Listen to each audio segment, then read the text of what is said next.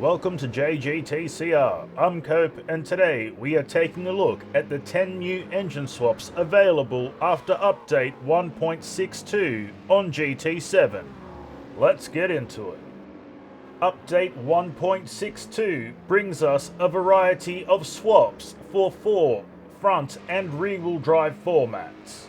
In this video, we will provide a quick base tune and some commentary on how the vehicle performs after the swap. Keep in mind that these are preliminary tunes. For more detailed and fleshed out tunes, keep an eye out for the tuner series also available on this channel. So without further ado, let's take a look at our first vehicle.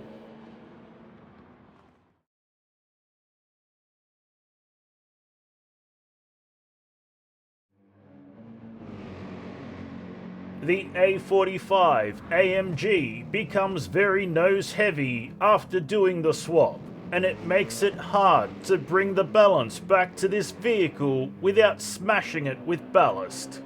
Because of the weighted front, the tail end likes to step out very hard on braking. This issue is still present, but we have done our best to make it manageable with our tune and a whole lot of help from that ballast. We also recommend running the brake bias towards the front at -2, as well as braking in straight lines as much as possible. In all other conditions, this AMG handles decently. There is plenty of power with lots of grunt, and power delivery is quite nice as the 4-wheel drive keeps it in check. That being said, when this AMG hooks on corner exit, it can be a touch understeery, but it's more than manageable with a slight lift off throttle. Somewhere between 2 and 4% is more than enough to keep us in control.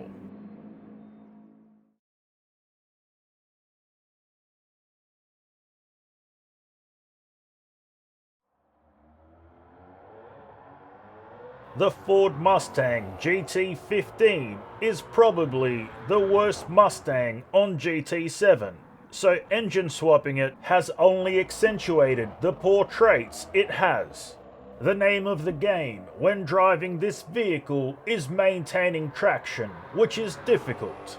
The gearing is too close down low and too far apart up high in the revs. So a fleshed out tune will definitely need to tinker with the gear ratios, but that is for another time. This Mustang handles well when settled, but it gets hella wobbly when it becomes unsettled. The power is way too aggressive in delivery. We have to do some extreme throttle modulation in the first 3 gears, and the remaining gears can also break loose at the tail if we are turning too hard. While this tune does make this Mustang manageable, it certainly is going to take a bit of time to dial this one in properly. But for now, that'll do, pig, that'll do.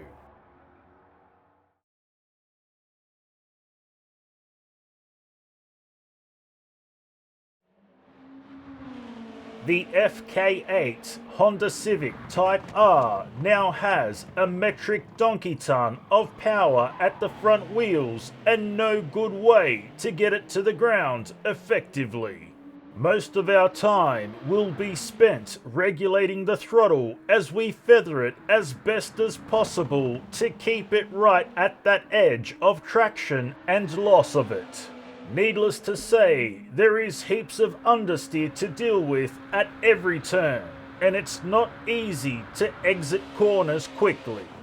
Even with the ballast set to 200 and every trick in the book to keep the front end pinned, it just won't stop wheel spinning constantly.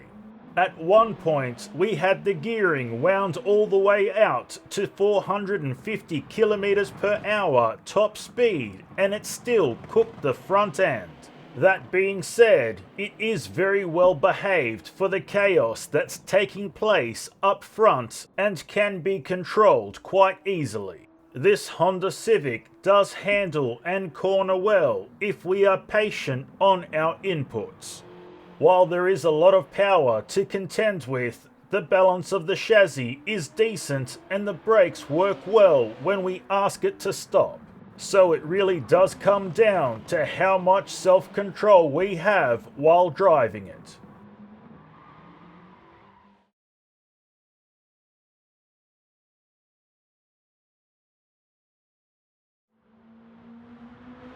The FL5 Honda Civic Type R is near identical to the FK8 Honda Civic Type R.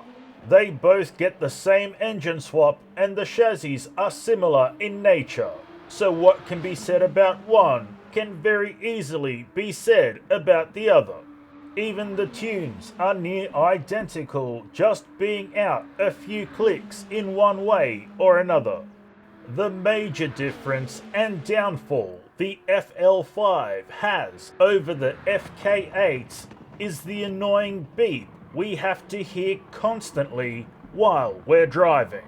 But for everything else in regards to how this vehicle responds to the engine swap and tuning, get yourself 2 clicks and a rewind and watch the FK8 section again.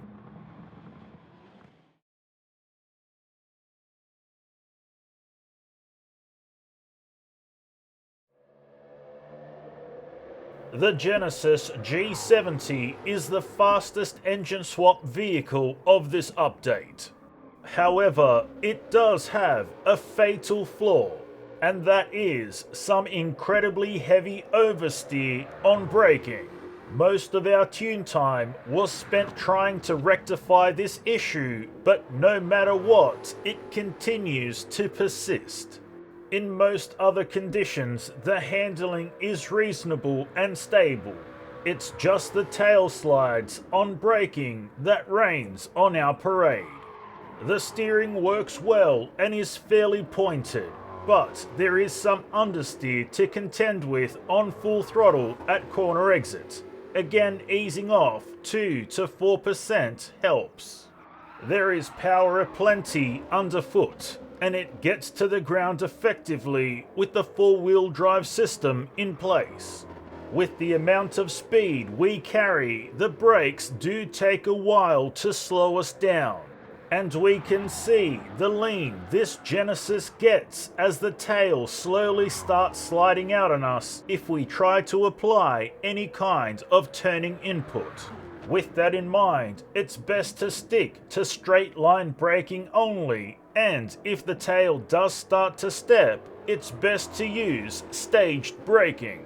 Despite its flaws, the Genesis G70 with the engine swap is fast and fun to drive.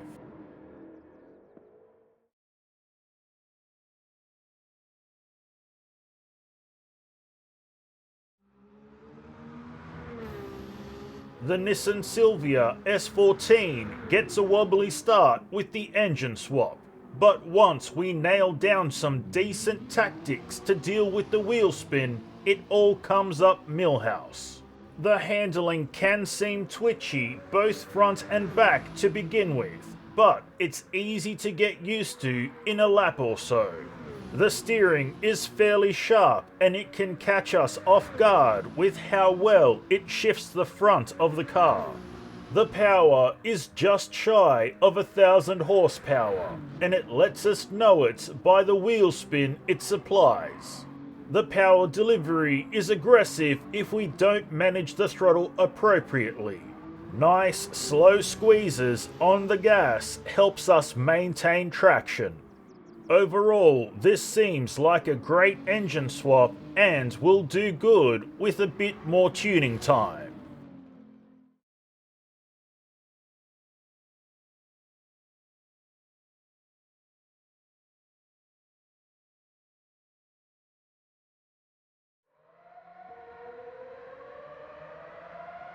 The RE Amemiya RX-7 is very annoying to tune as it has limited settings for height and 0 for Aero up front, which means the car is always too low and the nose is always lifting. The handling is okay as long as the road is flat and leveled. But if there is a steep incline or decline, this chassis takes issue with it. The steering can be pointed when the suspension is settled, but it all disappears rapidly with just a little bump in the road. The power feels laggy. It takes time to run through the revs, and it does like to be revved hard. However, it is also very peaky in nature, so we are damned if we do, and damned if we don't. The gearing sucks donkey. The low gears are too close and the high gears are too far apart. So much so that we had to do something about it. Hence the extra slide in the tune sheet.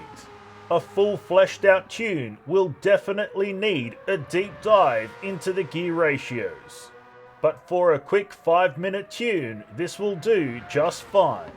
Overall, this is a fairly disappointing swap, considering how good this engine goes in the standard road-going RX-7.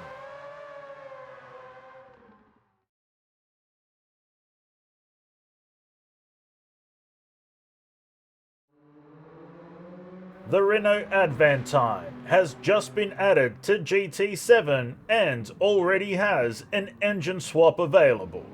This is another overpowered front-wheel drive vehicle, but at least this one has some weight to it that we can force over the front wheels for a bit more traction. The handling is always going to be pretty crud with these FF monsters.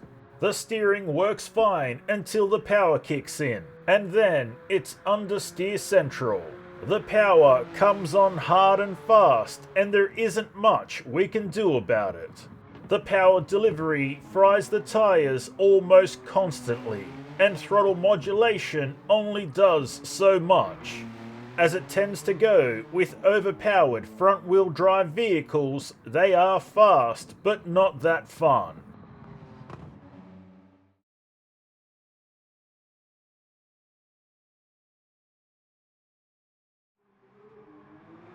The BRZ STI is the most stable swap out of the gate. The balance of this chassis after the swap is incredible.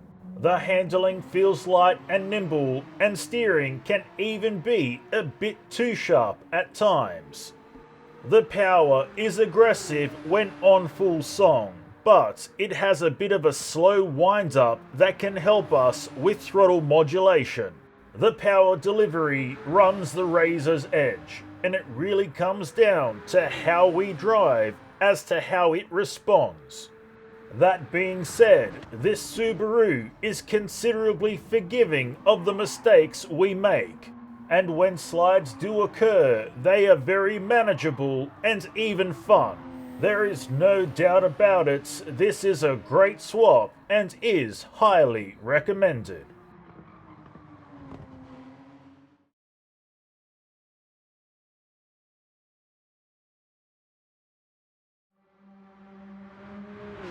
Our final engine swap is the VW Golf, and it's another small front-wheel drive vehicle that carries a bit of weight.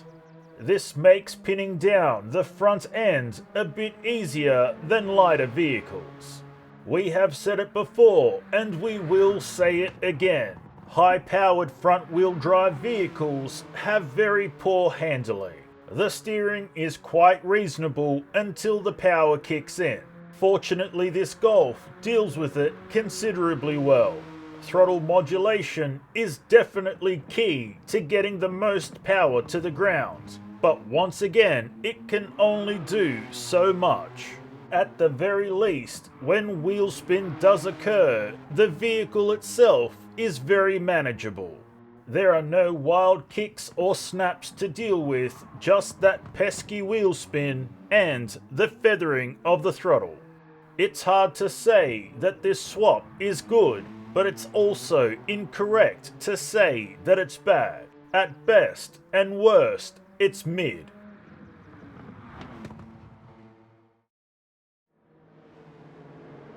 And there you have it, a quick rundown, breakdown and tune for each of the engine swap vehicles available after update 1.62 on GT7. The good, the bad and everything in between. If you're interested in seeing more in-depth tunes for these vehicles, keep an eye out for the Tuner series where we are tuning every single vehicle available on GT7 in manufacturer's order at the Nürburgring. And that's all we have for you today, so until next time, keep racing!